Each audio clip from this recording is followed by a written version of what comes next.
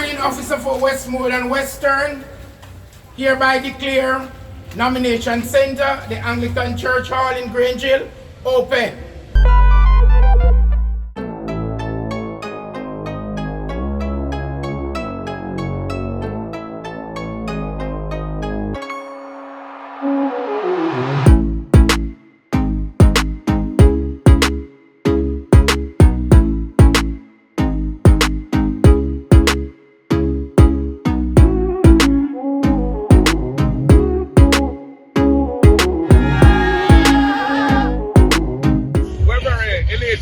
That the day of nomination is here. We've been waiting on it for a few years now. Government has been running from it, but they couldn't run anymore. Time catch up with them and time come. So here we are, and I'm just joining my two very able and brilliant councillor candidates for Trenchtown and Admiral Town, Comrade Sarah Marshall and Comrade Louise Newland, as they nominate today. Strong show of support that we've seen from politics rise from all the way up. Yes. What is that telling you about how the farmers feel about it? The whole Jamaica is treating this like a general election. It's like a kind of preliminary general. The excitement is at a different level to what local government elections normally encounter.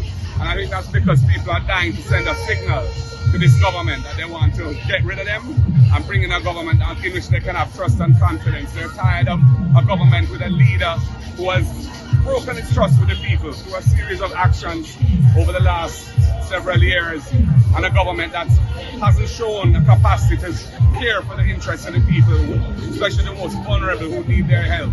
So the PNP is offering, as it has always offered, the opportunity for governance which is governed by integrity, standing on good principles of governance, using the resources of the people for the people and for no one else, and ensuring that the institutions that are built fulfill their proper function. Many of them started by the PNP to help those who need help. And we are offering ourselves again to the Jamaican people, bring Jamaica back on track. Our economic achievements are significant over the last decade, started by the PNP really after the JLP crashed the first IMF program. PNP picked up that heavy load and carried it forward, brought all the major economic metrics into proper alignment, and the JLP has been batting on the wicket that we created.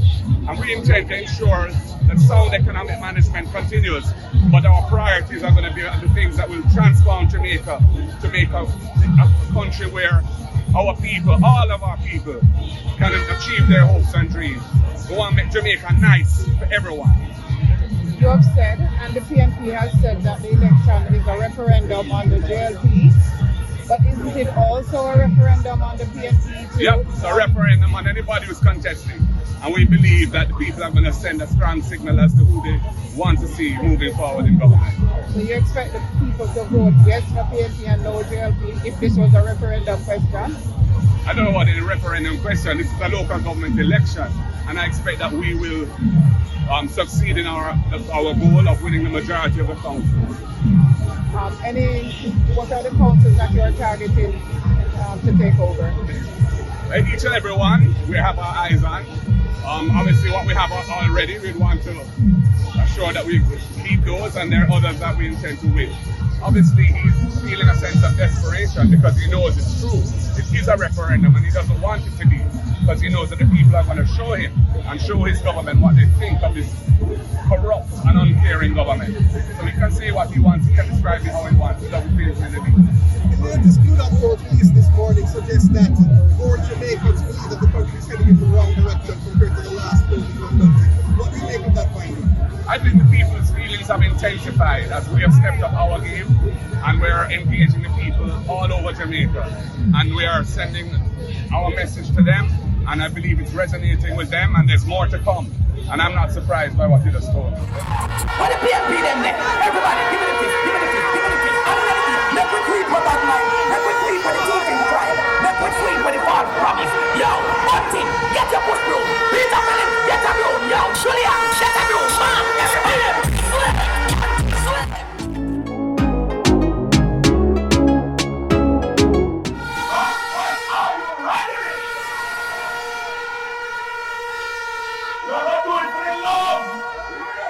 for the whole country. We're gonna do it for the PNP. We're gonna do it for Mama P. And we're having no fun.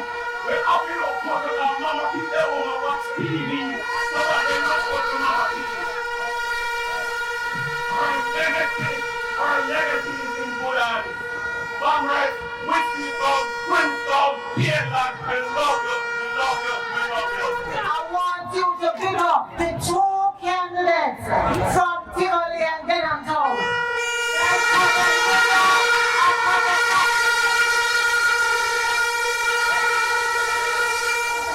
Comrades, I'm so wet.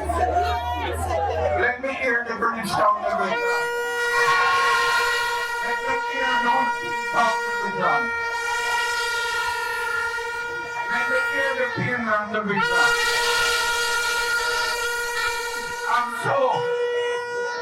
What this tells me is that we are even better than CBN. We are looking deeper. You are David up against Goliath? Yeah, man. Yes, I am. Okay. But Of course. But you're not afraid of Goliath? No, I'm not afraid. Alright. But little but with Talawa. Right. And if you lose, will you? Yeah, mix up. No, it will just encourage me. As I said before, it is my first time in. So if I lose, it's just a trial. Right. And you would have seen your father trying from 1989. What would you say about him and his party? You know, trying for so long, and still with 91, you're getting more. We didn't give up. We didn't give up. We don't give up. The greatest good about it, he didn't give up. He kept fighting and kept showing the people that he's are here and we're here to help them. Eventually, one day, we will get the seats. Okay. What has the experience like been for you working with your father, you know, campaigning and going to places, the whole works? She come from a baby. When It she is was a not baby. that new to me, but the newness is only being inside. I was always on the outside, but being on the inside now, it has shown me that I'm a public figure, so I have to be there for the people and show them that I care about them and not just myself. And you know that as a public figure now, anything you do is going to be scrutinized. Okay, okay. So you're prepared for all of the I am attention. prepared for all of that. I'm being prepared. To turn out in your numbers on election day.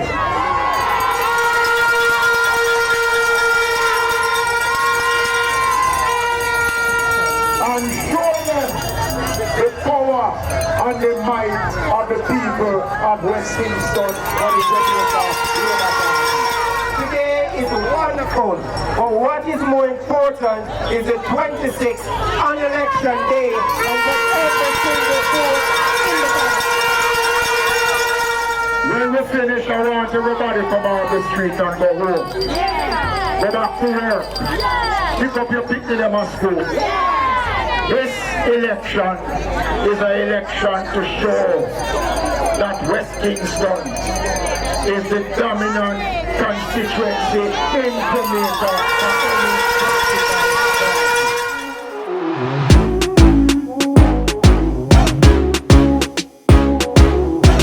Personally speaking, the people have been saying to me that they have been seeing a lot of work going on in the constituency, a lot of infrastructural improvement, social improvement. The leadership of Miss Hamilton and myself and our caretaker in Almontown, we have connected with the people, and so it's not that they. My personal view is that they are not saying to me that they need anything essentially different. What they are saying, they have seen some good signs and they want us to build on it and continue to build and improve the community, which we will do. Long-standing councillor Rosie Hamilton, you're nominated this morning, okay? And remember the one margin, one vote last time. But the media keep saying about one vote.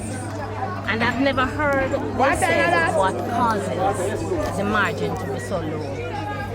So I am using this opportunity to speak to the Commissioner of Police to put excessive police in the Raytown division. On November 2016, we had a murder, the local election, we had a murder just around the corner from here. So one of the runners was killed, and because of that the police came in and they barred the area. So there was no movement. Yeah. So that was what causes that election. Now, in the 2020 general election, we had a similar situation like that. For 334, gunmen came in again and they shoot up the place and 3 persons were shot. So it's a trend that when the PMP see they are losing, they come into the stronghold and they create mayhem. So we don't want to hear about any one vote again. So we are using this opportunity to ask the Commissioner of Police to secure the people of the Raytown division from evil that consistently reign every election in this division. What exactly you want the Commissioner to do on the election? To send in police protection. We pay taxes, so the police is entitled to protect the people. So that's what we're asking for. All right. And you think you will do better if it's incident free this time around? You think you will do better? We don't have any doubt about better. We are winning the Raytown division. The Raytown division is the people's decision. It's not JLP or PMP or no. It's everybody's decision. And you will understand. I am the councillor for the Raytown division from 2003 and I serve everybody. There is no margin where I am concerned. So I am confident that the people will pay me back what I deserve.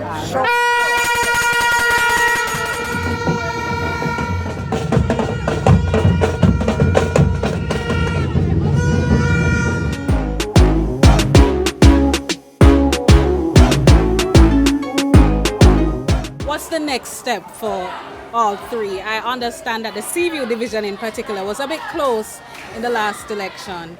Help us out. No, well, COVID is over.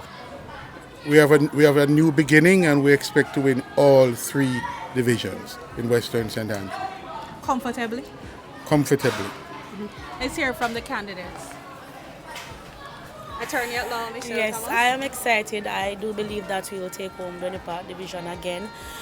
The people are ready. We're all vibes up to go, and we're not just ready to take it, but to actually do some work and to restore hope for the people. Sanders, I understand you are running for the Seaview division. Help us out in terms of what's happening in your division.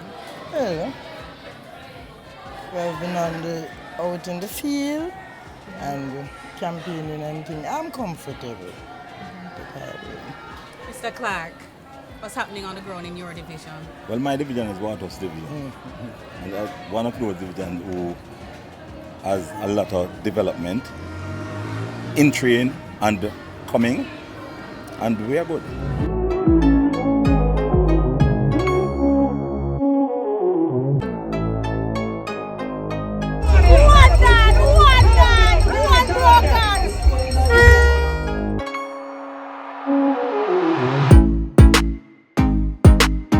So far, all reports are that nomination day has gone smoothly around the island. There have been no reports of disruptions, political violence, or any form of mishap. Certainly here in West Central St. Andrew, the mood is very good. I actually am very surprised by it because I have not been working the ground here in any significant way. I've left that up to my mayor and my 2 councillors to do that because, after all, it is a local government election and the people who are facing the electorate should really go out and do the work. I am just there for emotional support. Nonetheless, I have been moving around the island doing the government's work. And I'm sure every Jamaican would see that Whether it is an election or not, I continue to break ground, hand over units, do amazing things with the government to bring prosperity to the Jamaican people. Day by day, Jamaica is improving. Now, there are those who would want to turn a local government election into a general election. It shows a kind of power hungriness. But it is our democracy, and Jamaica's democracy is indeed beautiful. I love it. I love to be out and about and meeting the people. And the truth is that a campaign gives me that excuse. It is paradoxical that, you know, the complaint is that we are doing too much around the elections. We are opening, breaking ground and opening highways and turning on water and giving out houses during the election, as if governments should not work to show that they are deserving of the support of the people. So it is really for the first time that a government has so many things to show, to go to the people with. And if we're going to be criticized for that, then it will be a puzzle to me. So that in itself shows a change in our politics. The opposition leader said that this election is going to be a referendum on your leadership. What do you make of this pronouncement? Every day my leadership goes through a referendum. Every day. This is no different. This is one in a series of events that every day speak in a critical way to my leadership and governance. And as I said before, we're not perfect. But again, when you compare us with what has gone before, you would see that we have done far better, right? One person said it very eloquently, he said, compare us to what has gone before. Don't compare us to what God has done. In other words, the bar of comparison for us, the Jamaica Labour Party, and certainly for me, has been set very high. That critical bar is not set for the PNP. The people who criticize us today are silent when the PNP was in power. And even when the PNP in opposition, when they do things that are deserving of criticism, they are silent. So, in my opinion, they have no credibility. If you compare us as the Jamaica Labour Party to what governments before has done, there is no question, none whatsoever, incontrovertible, that we have done better. The Blue Dot polls, the latest Blue Dot polls, says significantly more Jamaicans believe that the country is headed in the wrong direction. What's your reaction? And that is the paradox. And as I had explained before, when people start to see the country moving in the right direction and their personal situation isn't changing as rapidly, they will feel a sense of despair. On the ombudsman issue, there's a view this week that the government's move to push it through Parliament was arrogant and autocratic. What do you respond? That is the common position that the opposition goes to try to describe you. It is a strategy of the opposition to create a caricature of me being authoritarian or dictatorial. But it can't stick, because Jamaica is the most democratic it has ever been. On the ombudsman issue, there were discussions between the government, the opposition, and the ECJ.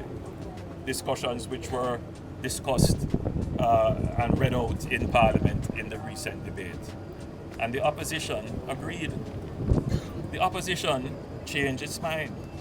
Where is the civil society that would point out that the opposition led the government to believe that everything was fine, they had agreed, and then all of a sudden they changed their mind, and then they are allowed to say it's autocratic and dictatorial? Let me ask you a question. How would government operate if government at every single juncture, when the opposition is very opportunistic and strategic in trying to delay progress, if we allow them, what would happen to the progress of the country?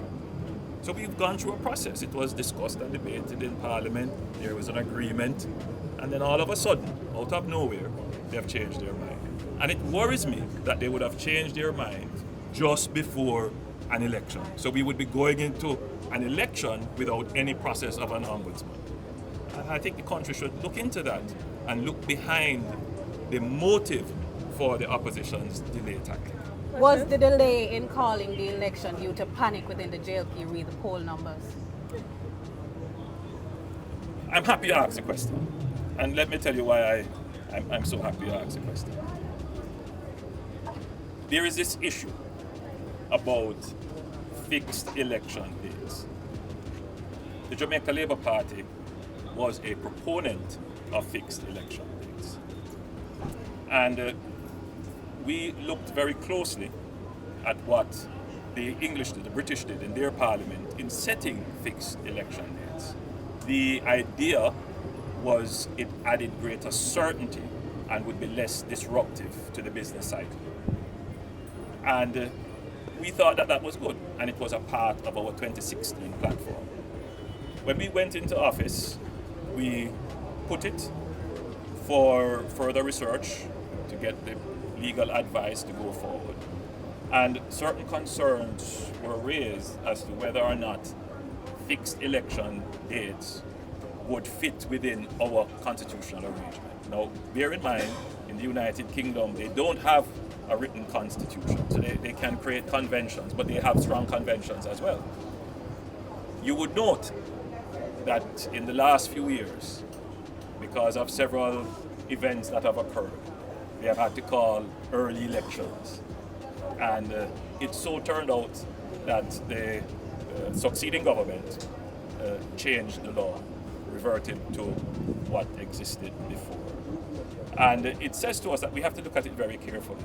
Not everything that is promoted as having benefits can actually be done right away. It's aspirational, but we have to make sure that it fits within our constitutional regime, which clearly has a fixed election date, which is, you have a 5-year term, and it is specified how long you can go beyond that if there are some supervening or epiphenomenal event. So there are provisions for that, and I would say that the system as it is does work. It can use some refinement, but I would want to be sure that if we make any changes using this issue of the fixed election date, that it fits within our constitution. So the Electoral Commission of Jamaica is also looking at that consideration. The advice that we have gotten from the Attorney General so far is that there may be some issues there. So in the 2020 elections, when I called that election, I had said that this fixed election date is not in our manifesto for 2020. So there are some persons who are saying, well, we made a promise. Yes, we did, but we revised that in our 2020 manifesto. So if you look in our 2020 manifesto, it is not there because we need to have further review of it to make sure that it aligns with our constitutional So just to be clear, Prime Minister, you're just reviewing, but you're not withdrawing that. No, I think as it stands now, it is something that we could not put in our manifesto to proceed with, because the advice that we have gotten is that it could result in it does not align with our constitutional arrangements. So for that to happen, we would have to make some adjustments, and we are in this process of constitutional reform. I don't want to speak on that, and I don't want to crowd that with any other issue. Now, why did we not call the elections in? It would have been due. Remind me, you would know that date quite well. The intention was, from my point, in 2020 when we called the general election, I wanted to call the local government election at the same time.